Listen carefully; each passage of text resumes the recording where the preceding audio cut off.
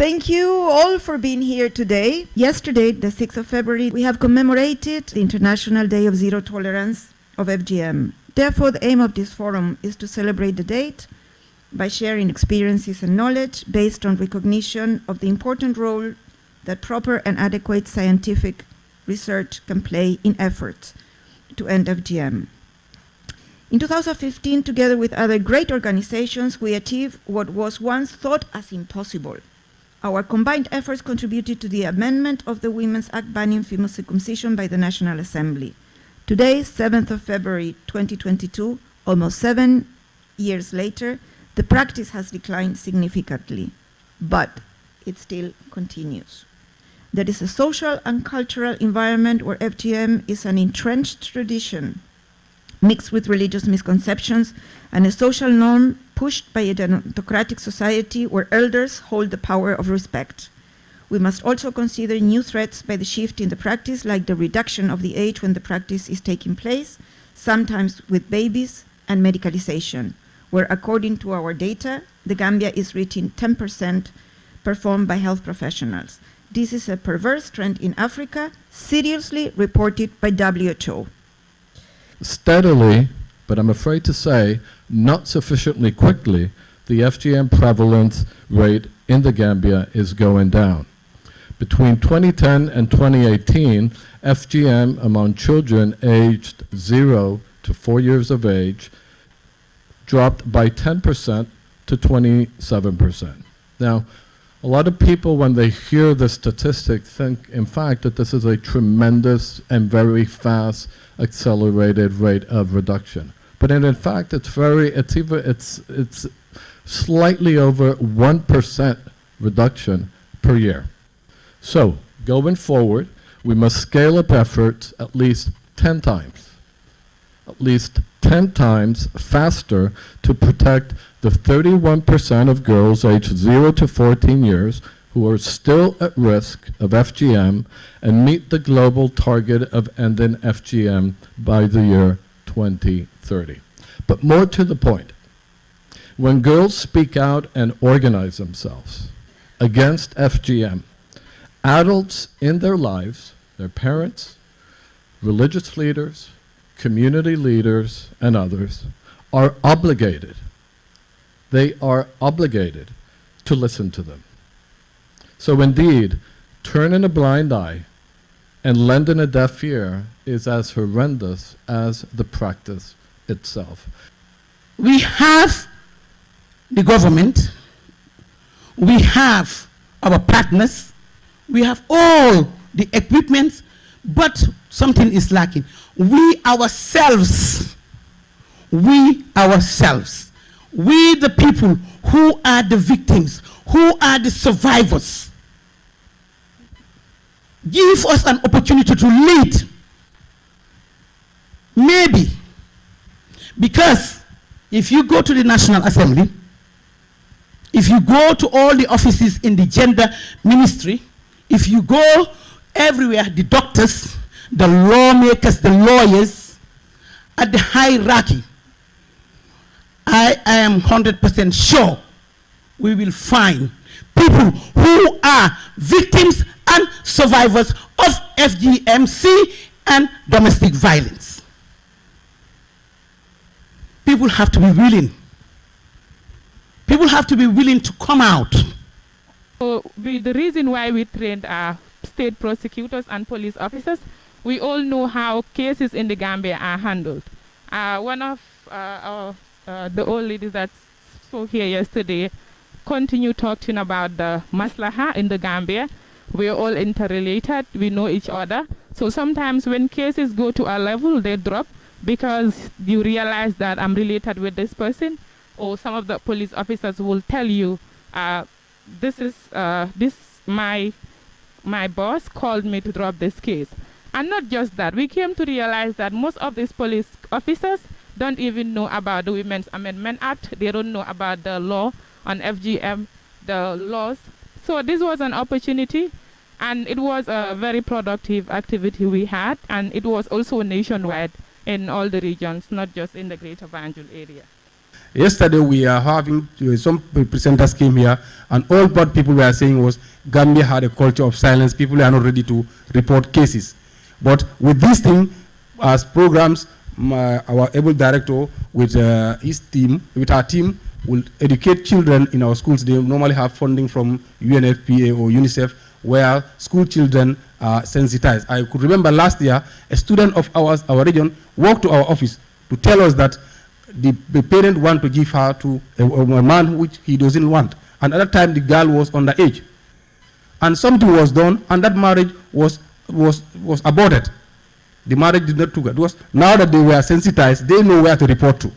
So these are some of the things that we have in the comprehensive health education. Teachers and the school system can do a lot when it comes to changing attitudes and also dealing with issues and gender of sex and gender-based violence. And with more education, I think it's going a long way in reducing child marriage, because for us at the ministry, we always advocate for children to finish school, that is the senior secondary school, before you think about marriage. And mostly the legal age of marriage in the Gambia, which is 18 years, normally can be achieved by the time you finish your education. So with all the benefits associated with delaying marriage, education has a big role to play in that. Financing of education, our national education budget is around 16%. Then when you look at other international data where they do a comparison of per capita education expenditure, Gambia spends $56 per person on education when you take the whole population, compared to a West Africa average of $130 per person. So that means we need to put more money still in education. Otherwise, then the challenge will still be there. The diaspora has a really important role in ending FGM. Firstly, because it has become now a transnational issue. With migration, it needs a circular approach. It is a phenomenon that has come also to be part of our legal ecosystem in our countries. In fact, in Spain, we know this very well. Up to 17,000 girls living in our country are in danger of suffering FGM, according to our statistics. So we want to prevent this. And we have done this through protocols that the Spanish Ministry of Gender has put in place, and that are relevant to all stakeholders, both the regional health systems, the embassies that also work with them. And we need to do it in a way that we understand where the practice comes from, and that we understand the narrative of FGM so that we can deactivate it and be able to reach out to survivors in a way that they feel safe and that they feel that they can share with us their experience and their journey. And in the second way in which I think the diaspora has a really important role is as a motor of change.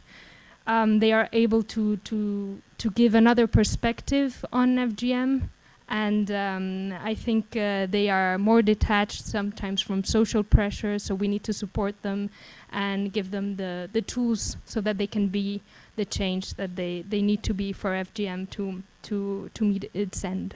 In the West, in Europe, in UK, we haven't understood the social norms that drive these traditional harmful practices, because we're very much societies of individuals. The doctor says to me, you need to lose weight, change your diet, but doesn't understand that my food might be cooked by my mother or my mother-in-law, and that if I refuse that food, it's rude. And food is a big part of hospitality and welcoming. You understand what I'm saying. You're nodding, so I won't go on. So, in other words, it's not always my choice what I eat. And there is social pressures on me, especially at Christmas and Easter and all of these places, and I'm sure that you're saying with Eid, or Tabaski, etc. So we are not in control of our own destiny, really. In fact, we are subject to what we call social norms, and I know that some of you mentioned social norms in your responses yesterday, but I just wanted to say that we're learning from you, because we are now tackling both child marriage and FGM as a social norm and a human rights abuse. And I think we're learning from you on that. We need to look for positive deviance within society. These are people within the reference group who are not frightened, but those are the people who we could then turn into agents of change because they're prepared to stand up and challenge the existing norms. So what we are trying to do, and I'm working with my local council, we've set up, I haven't got time to go into it, but basically we've identified change agents who will go into the community, because in my view, we have to work with communities. We can't impose this by law. We can't impose this. We can try, and we need to have a law. I'm not saying that, but we have to work with communities and try and get them to understand that, what they're doing is a human rights abuse. Yeah. I think somebody talked about the white saviour thing. And I think that's one of the points that I would stress very much, is that when we approach this issue, particularly as Westerners, you're talking about somebody else's culture, somebody else's social norms. I have seen some disastrous interventions and workshops where people actually have not approached this issue with sufficient respect and sufficient sensitivity. And I think this is why workshops like this are so, because we need to understand as well, and we need to do this very respectfully. It is deeply ingrained practices, and you can't just come along and say, don't do this anymore, because you've actually got to engage and understand more why these things are taking place. In the interviews with professionals, we detected a great need for training. Although there is more and more talk about gender violence, forced marriages are still quite unknown, since it is considered for professionals that this does not happen in Spain.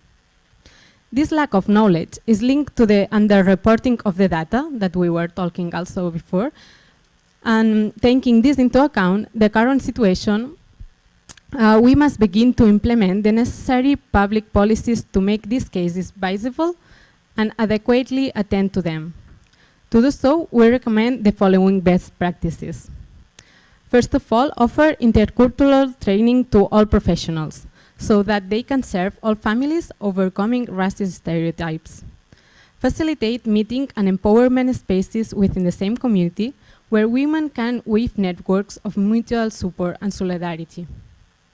Currently, we find many projects that work with young girls, daughters of migrant families. These types of initiatives are very interesting, but we think that we must also start working with mothers, gay migrant women in their communities. This will allow opening the dialogue on intergenerational gender violence, rebuilding bridges between daughters and mothers. Finally, governments must assume their responsibility and develop public policies with a holistic perspective that allow addressing problems in a contextualized manner and including all the people who may be affected. Men who are in the diaspora have shown a greater predisposition towards attitudes of abandonment of the practice. In the Gambia, almost 70% in all ethnic groups claim not to be involved in organizing the ritual. In Catalonia, as we have seen, there is a large volume of respondents who have answered don't know, no answer. It may indicate a position in favor of the practice, where they self-censor their answers, as a fact that indirectly manifest a possible fear of suffering the consequences of the penal sanction imposed by the Spanish legislation. And the final slide. So, our recommendations in Catalonia, we think that we must promote integration and create spaces for safe intercultural dialogue that promote critical reflection. In addition, we have to carry out awareness raisings designed by and for migrant men from countries where FGM is practiced, focused on the consequences of the practice for the health of women and girls. In the Gambia, it is necessary to adapt community awareness campaigns according to the ethnic group of which men are part of. Design strategies and actions that take into account how FGM can directly and indirectly affect them, and also promote an active participation of men in trainings and sensitizations. Finally, transnationally, we have to break the taboo and create spaces for dialogue between the genders and generations that allow girls and women to know the true opinions of men. We have to be grateful to Professor Anwasukafo for making Gambia a model. This I would always talk about because of their approach towards the issue. Research, evidence-based, knowledge transfer. And what we have witnessed these past 2 days is nothing but knowledge transfer. We have got it all. In fact, for me, I should not even take long. You have said it all. All these sessions are very interesting. I do miss though 2 to 3 sessions, but all the other sessions I witnessed from start to end. The speakers are so excellent.